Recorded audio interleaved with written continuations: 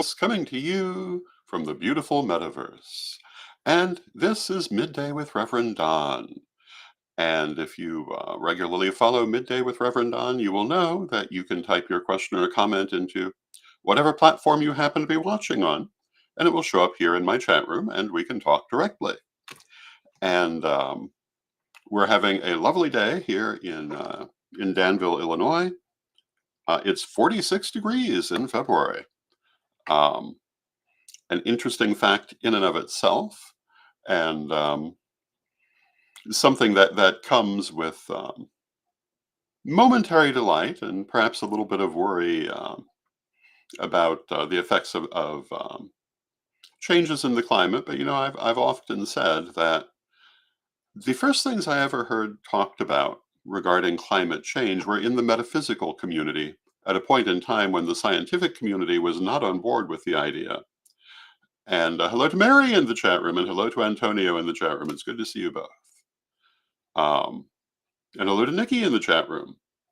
And there was a lot of talk about the changes that were coming to the climate. There was talk about um, change in the coasts of the continent.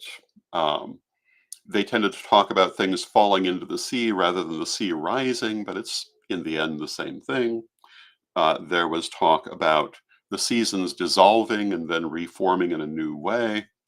All of this back in the 70s, um, long before any ideas of climate change were mainstream in the scientific world. And the thing that I remember most is that the general consensus was that this would be a troubling time to live through, but in the end, it would simply be the new normal, and people would not really remember how things were before. This is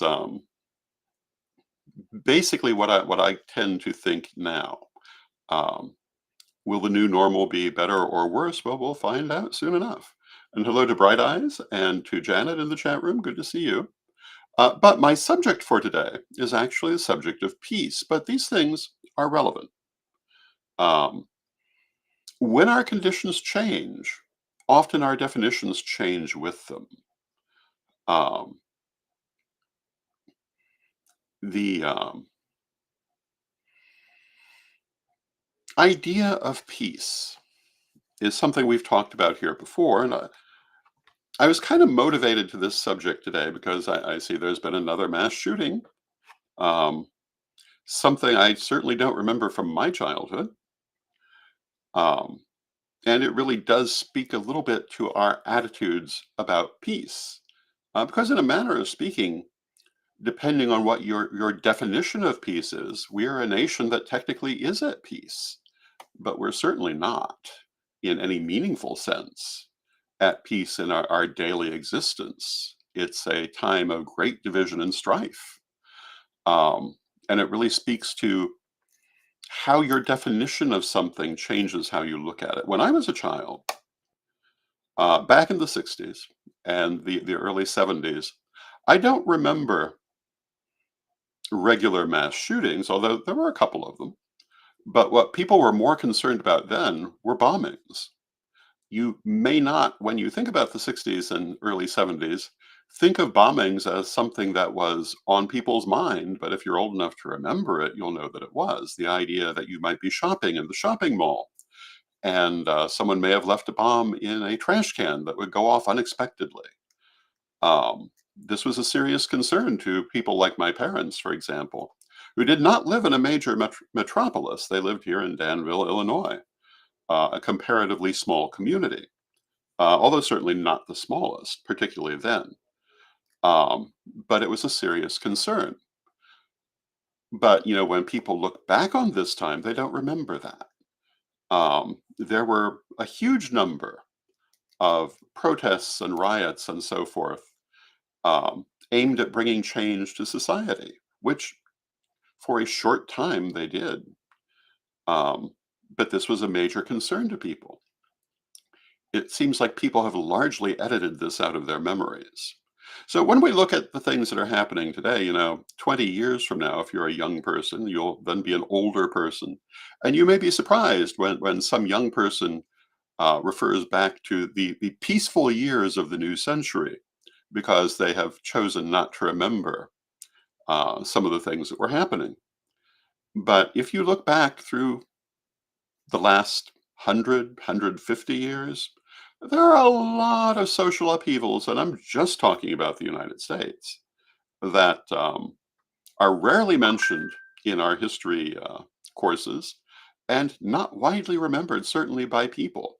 I mean, who today remembers the Pullman strikes or how many people remember the struggles of the labor movement in the early 20th century or the any number of violent confrontations that happened um, in earlier times. It seems like society edits these out of its memory. And one of the things this does is it tends to lead people to always think they're living in a time that's more divisive than previous times when the reality is that we've always kind of been that way. Yes, certain times are worse than others. Um, when I think about my childhood, many people expected a full-blown revolution any day in the 60s and early 70s. Um, it was a serious concern to a lot of people. And there were all kinds of people either working for or working against this um, who must have been very disappointed later in life when nothing like that came.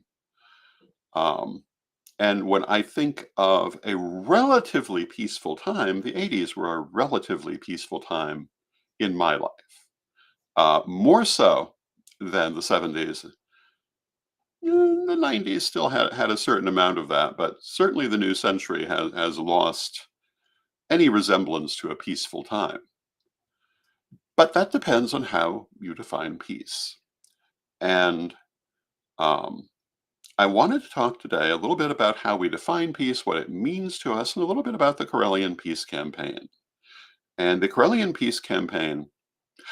tradition has had a lot of focus on the idea of peace for many, many years. And this was championed for a long time by the Reverend Sir Terry Ott, for a time by the Reverend Sir Colin Keller, and and currently, our leading peace warrior is the Reverend Sir Rolando Comonapu Agama in the Philippines, and many other people working for this campaign. And hello to Steve in the chat room. It's good to see you, Steve. And what is the idea of the peace campaign? It's to bring more peace into the world um, through both conscious action and also through energy working and through prayer. And of course, the common response that we've so often gotten to this is, well, you can't have perfect peace. Why are you trying? And the answer to that has always been, well, no, you can't have perfect peace because, for one thing, your definition of peace will change as you get more of it, but you can always have more peace than you have now. And why would you not work for it? And I look at the state of the world sometimes, and I ask myself how successful our peace campaign has been. But then I also ask myself, well, where might we be if we hadn't done it? And hello to Sarah in the chat room. It's good to see you, Sarah. I'm a great believer in the idea that praying for peace, working for peace is never a wasted occupation. Even if um, you'll never have perfect peace, because perfect peace kind of means that you're dead. That's when everything will be perfectly peaceful. As long as we're living, we'll have growth and change and various things that interrupt our peace. But that doesn't mean we can't be more at peace than we are. And what is peace? And this is the thing that I usually come down to when I have this talk, which I do periodically. And peace is not just the absence of open conflict or the absence of military conflict. A lot of people confuse the idea of peace with not being at war. And on the surface, that sounds very obvious. But if you stop and think about it, It's not really obvious at all, because there are many times that many different societies have uh, been in a state of political peace with other societies and in themselves, and also been inherently and deeply oppressed um, in ways that were preventing open conflict. Um, if you look back at the history of the world, there were a lot of times when there was not a political conflict going on because people could barely survive, um, and because the government was holding everyone down in various parts of the world. And hello to Christine in the chat room. It's good to see you, Christine. Yes, that is peace in the sense of not having a war, but that's hardly living at peace. To me, being in a state of peace is living in a just society where everyone can exist who is living a peaceful life. If you're not hurting anyone, you shouldn't be being hurt yourself. And hello to Brenda in the chat room. It's good to see you, Brenda. Um, to me, that is what we mean by peace. It's not just the absence of open conflict. Um, if you cannot, if you cannot live an equal life with your neighbor, it doesn't matter that there's not an open conflict. You're not living at peace. You are in a state of being oppressed.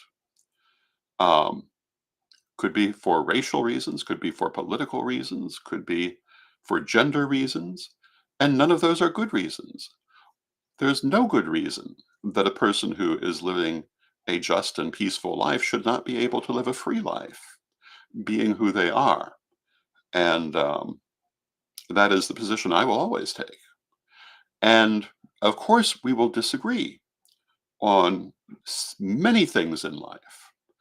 But as long as we can disagree peacefully, there's nothing wrong with disagreeing. As long as we can treat each other decently, we can disagree and still be at peace. It's when we are not treating each other decently that we are not at peace, and it doesn't matter whether we're visibly at war or not. So when we talk about the peace campaign, we're not talking about military conflicts, although certainly those are included, but we're talking about anywhere where a reasonable person who's not hurting anyone else cannot live a decent life. And hello again to Sarah in the in the chat room who says yes, and people judge people so much. And this ties into the recent story involving Will Fiacco, who basically was asking for a genocide against non-Christians. Now, I don't anticipate that happening anytime soon, but the fact that there are people who actually think that would be a good thing speaks to the absence of peace in this world. Um, and we are seeing it in some parts of the world. I mean, some of the laws that mostly American missionaries have seen implemented in parts of Africa, for example, are horrendous in how they treat other people. It doesn't matter if that country is at war or not; it is not at peace. Um, if you're going to kill your neighbor just because they're a little different from you, you are not at peace, and you are not a peaceful person, nor are you a good person. That is not, in any sense, being a good person. Um, and yet there are people who pat themselves on the back for being good, righteous people based on how much they hate other people who are different from them. Um, and this is part of what the peace campaign is meant to fight against. There are certainly military conflicts all over the world. Always have been, probably always will be. And if they're not one day in the future, I don't know if that necessarily means we'll be at greater peace. It just means that it will be less open. Um, but this is not the only place where peace is lacking. I think that certainly as Correllians, we need to stand up for the idea that people should be allowed to live in peace who are in fact living in peace. It's one thing if you're running around planting bombs somewhere. It's one thing if you are being violent. But if you're just living your life, there is no reason for people anywhere on Earth to be persecuted. Hello to Vivian in the chat room, and it's good to see you, Vivian. And this is why we have a peace campaign. Now, how did the peace campaign get started? This is a relatively important story. It was 9 years ago that we started the peace campaign. Now, the Peace Weaver Order and the focus on peace goes back much farther than that in the Correllian tradition. But the Peace Prayer Campaign goes back 9 years. And the reason we started it is that we felt that there were forces in the world disseminating ideas of hatred and fear for the purpose of destabilizing the world. And we felt this was quite intentional, and we felt it was metaphysical.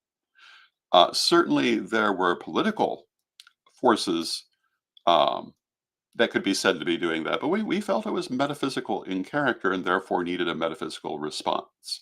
And I've seen nothing to change my point of view on that subject. And this is why we set out to try to counteract this in an energetic metaphysical manner. Um, of course, it wasn't only to counteract any intentional, but also unintentional um, dissemination of hatred and division. And Christine in the chat room says, how can I become more involved in the Correllian Peace Campaign? There are a number of Facebook pages, which would be a good place to go if you're on Facebook. International Peace Warriors would be one of them. Or you might want to contact the Reverend Sir Rolando Camon, who is on Facebook. And I would say that is probably the easiest way. Or you can go to Correllian.com, look under groups, and find them listed under orders. There are the Peace Weavers and the International um, Peace Campaign, International Peace Warriors.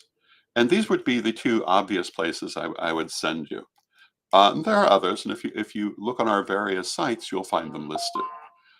This has been a major occupation. Oh, and Christine says, how can I become more involved? Well, every month there is a rolling peace prayer.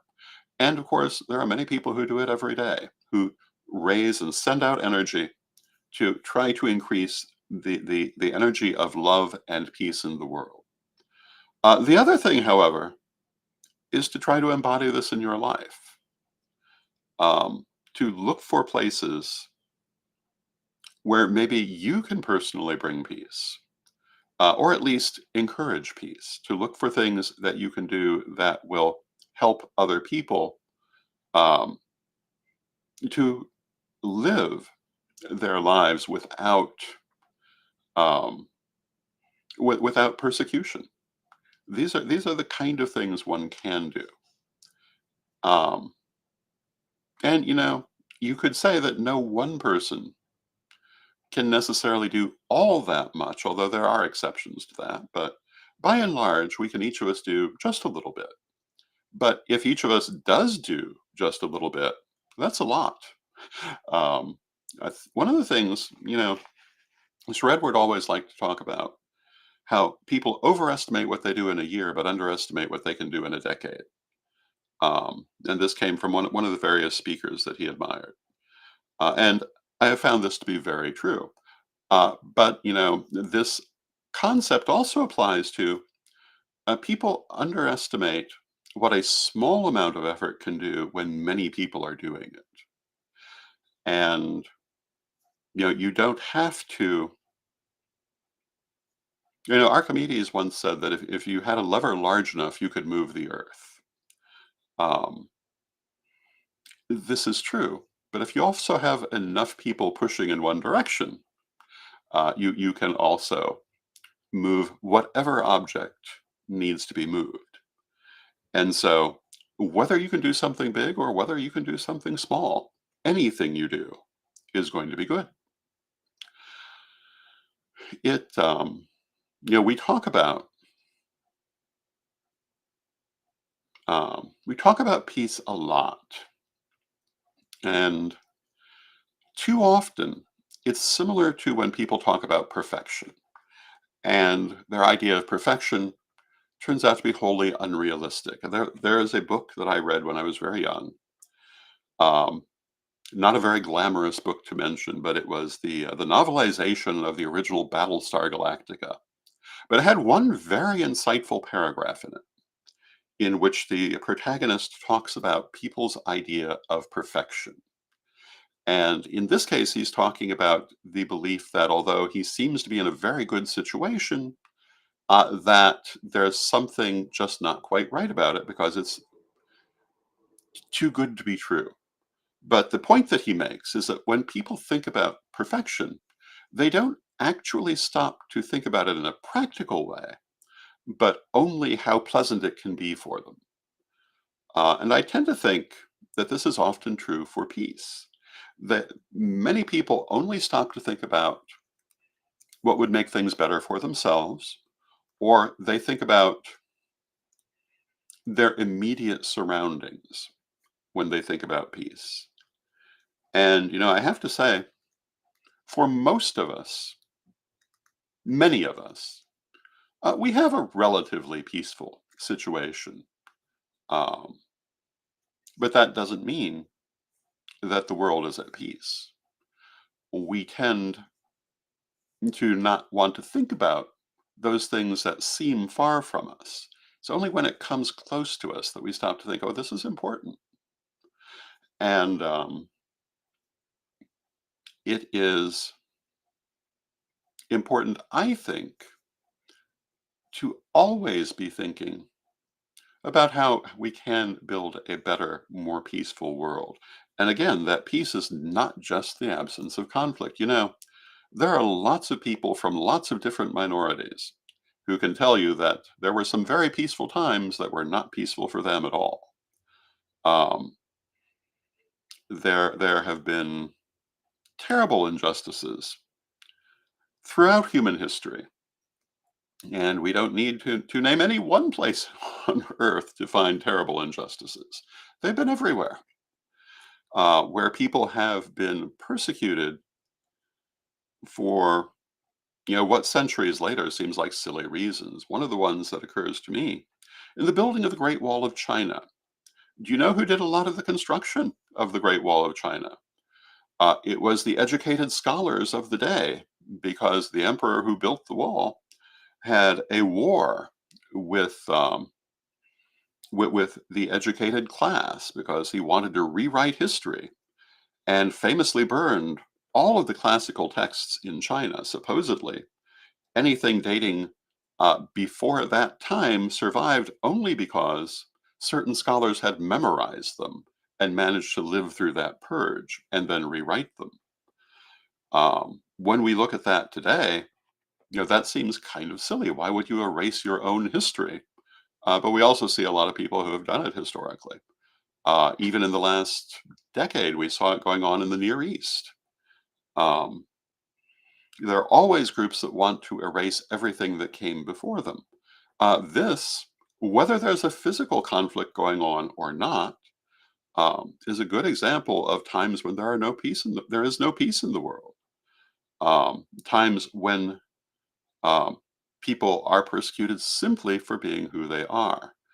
Um, there are a number of places where we see that one country has overrun another country and eliminated anyone who they thought could possibly stand against them. The slaughter of the Polish aristocracy shortly after World War II is an example of this, or at the end of World War II. Um, Basically, everyone with a higher education who could be rounded up was exterminated for the purpose of pacifying the population. Um, People are horrible to one another very often in history and in the present. We wouldn't have to think very far to think of examples of people who either are being horrible to one another or would dearly like to be. They also love to fill up the news waves. Um, And, when you see this, if you're a reasonable person, it's very depressing. Um, then you ask yourself, what can I do about it? And, when you're looking at some prominent person elsewhere in the world or even next door, there's not always a lot that you as an individual can do about them or what they might be doing. But what you can do is influence your own world. You can influence those things where you do have a vote or a choice or where your actions make a difference. And what I would say is, even if it's only a small action, um, look for the actions that you can take to make a better world. And in the end, you'll have a better world. If you ignore it, you're going to get what you get. And I have always been a believer in this point of view. And I think that when you focus positively on the changes you can make, when you focus positively on the things you can do, when you look at that next right thing that you can do, instead of obsessing over what might be negative and worrying about it, that you're doing the right thing. And when you see people who are constantly obsessed with everyone else, but doing nothing good themselves, that too is very depressing. And I don't even have words for that. To me, the thing to do is always the next right thing. Speaking of the next right thing, we said hello to Brenda in the chat room earlier today. Brenda will be our guest next week on, I believe, Tuesday, talking about the upcoming lustration. And this is going to be a historic lustration because it will be a double investiture of the new first priest and priestess. The first double investiture since 1979. And of the people who were present in 1979, only two are still living. And I imagine of those people who attend this double lustration or this double investiture at this lustration, chances are there won't be another chance to see exactly that ceremony again, because it will be a long time, if ever, before that happens, because it's not what normally happens. Um, and so I hope that you will consider coming to this lustration. And of course, it will also be widely covered through video. So we look forward to having you in one ways or another. Now, Christine says, in the chat room, my granddaughter and I sent a cranky pharmacist love darts while we waited in line to talk to her yesterday. It immediately brought us peace, and when it came our turn to talk to her, we greeted her with smiles, and she was a lot nicer than normal. In the past, we've let her have a negative impact on us. The love darts worked wonders yesterday. Absolutely. I think that, a smile, a kind comment, a positive energy can transform almost any interaction to a positive one. So, with that, I see we're coming to the end of our half hour. I want to thank you for joining me and let us close with our prayer, as we always do. Divine Mother Goddess, Divine Father God, beloved ancestors, we thank you for all that you do for us in our lives, and we ask you to help us to always bring greater peace to our world. Help us to always do that next right thing and build the better world we hope to see. And we thank you for every time you move us to positive action. And knowing you are always with us, but from respect, we thank you for your presence and may you be blessed now and always. And I thank you for your presence. I'll be back tomorrow. And until next time, may you be blessed.